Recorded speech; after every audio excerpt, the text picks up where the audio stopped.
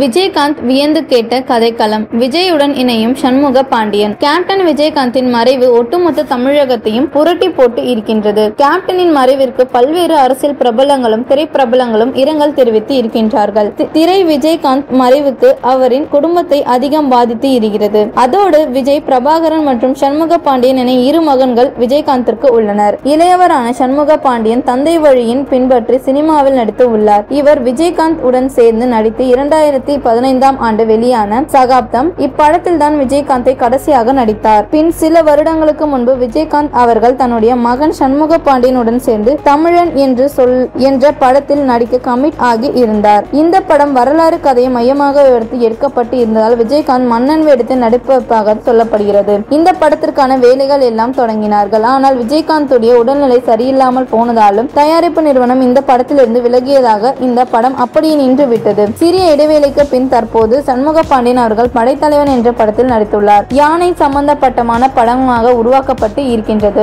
முதலில் இந்த படைத்தலைவன் கதையை விஜயகாந்த் தான் கேட்டிருக்கின்றாராம். அவர்தான் படைத்தலைவன் படத்தை எடுங்கள், நன்றாக இருக்கும் என்றெல்லாம் ஆசீர்வாதம் பண்ணி அனுப்பி வைத்தாராம். தன்னுடைய ஆசீர்வாதம் ஆசைக்காகவே இந்த படத்தை ஆக்ரோஷமாக சண்முக பாண்டியன் நடித்திருக்கின்றார். இந்த படத்தை ஏப்ரல் 14ஆம் தேதி வெளியிட குழு திட்டமிட்டு இருந்தார்கள். ஆனால் இன்னும் கிராபிக் வேலைகள் எல்லாம் முடியாததனால் ரிலீஸ் தேதி ஒத்திவைக்கப்பட்டு இருக்கின்றது. இன்னொரு ஸ்பெஷலாக விஜயின் படத்திலும் சண்முக பாண்டியன் நடிக்க இருப்பதாக ஒரு தகவல் வெளியாகி வருகிறது. கேப்டன் மீது விஜய் மிகுந்த மரியாதை கொண்டவர். செந்தூர பாண்டியன் விஜய்க்கு அண்ணனாக நடித்திருந்தார். அதே போல சண்முக பாண்டியனுடன் விஜய் நடிக்கலாம் என செய்திகள் வலம் வருகின்றன. விஜயின் கடைசி படமாக தளபதி 69 உருவாகி வருவதால் அந்த படத்தில் சண்முக பாண்டியன் இருக்கலாம் என சொல்லப்படுகிறது.